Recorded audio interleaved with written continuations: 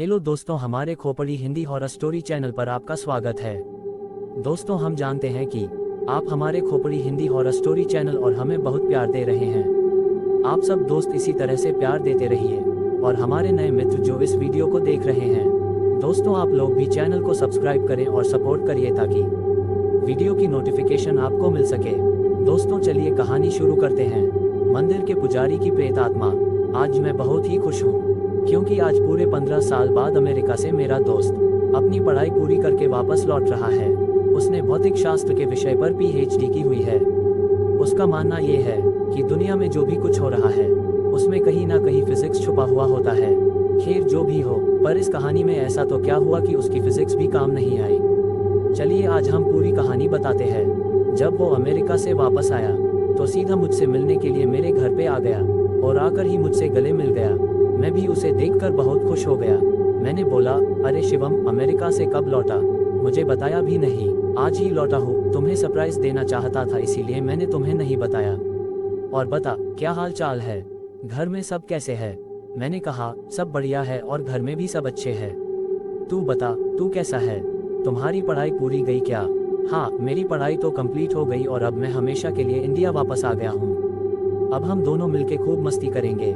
मैंने कहा, ठीक है, पर आज तुम्हें मेरे घर पे खाना खाने के लिए आना पड़ेगा। वो बोला, जरूर आऊँगा, और है उसके बाद हम कहीं घूमने के लिए जाएंगे, कुछ तूफानी करेंगे, ठीक है ना?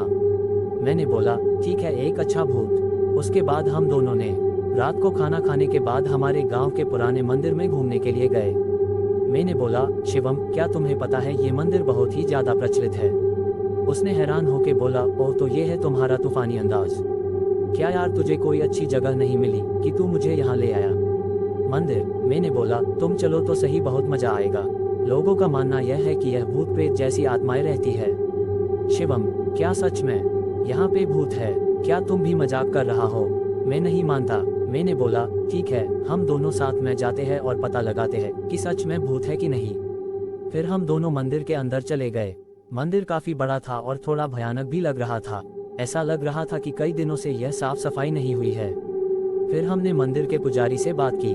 पंडित जी, हमने सुना है कि यहाँ आसपास कोई भूत का निवास है, क्या ये बात सही है?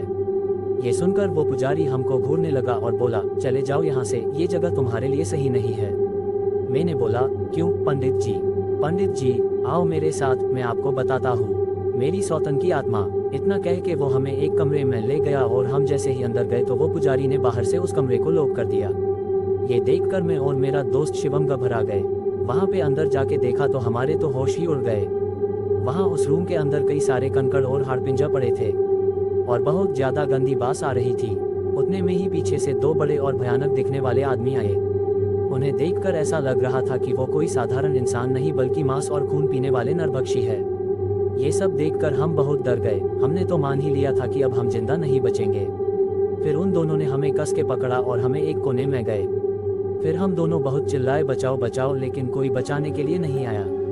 इतने में ही वो पंडित जी एक बड़ी चमत्कारिक तलवार लेकर हमारे रूम में आए। फिर उन तीनों ने रूम में आग लगा के मंत्रोच्चार करना शुरू कर दिया। हमने ये सब देखकर डर के मारे और ज्यादा जोर जोर से चिल्लाने लगे। ठीक उसी समय किसी ने बाहर से हमारे रूम का दरवाजा खटखटाया। दरवाजे की खड़खड़ाहट सुनकर उन तीनों ने रूम की आग बुझा दी और दूसरे कमरे में चले गए। हमने तुरंत ही उठकर उस रूम का दरवाजा खोल दिया। दरवाजे के सामने उस मंदिर के ट्रस्टी और आसपास के रहने वाले लोग खड़े थे।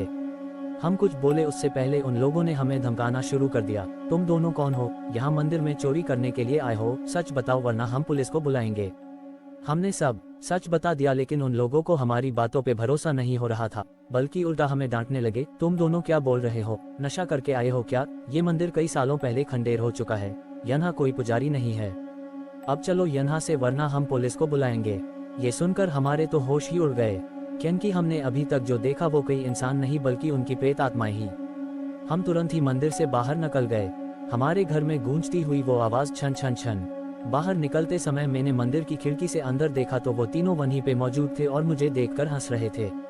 मैं और मेरा दोस्त तुरंत बाइक लेके घर पहुंच गए। आज भी मैं उसके बारे में सोचता हूं तो भी मेरा हृदय डर के मारे कांपने लगता है।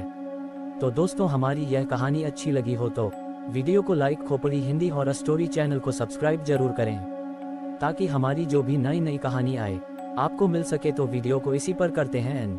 सभी दोस्तों को जय महाकाली, जय महाकाल।